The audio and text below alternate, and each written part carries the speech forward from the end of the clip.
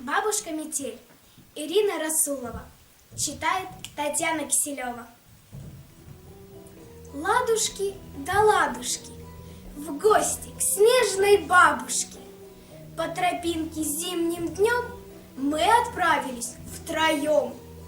Домик возле старой ели нашей бабушки Метели. Есть волшебный там сундук. В дверь стучимся мы, тук-тук. Снег, бабуля, не мети, нас на праздник наряди. Пригласили в детский сад на веселый маскарад. Нужен мне наряд Петрушки, платье Золушки, Валюшки. Ну а маленькая Тая быть снежинкой мечтает.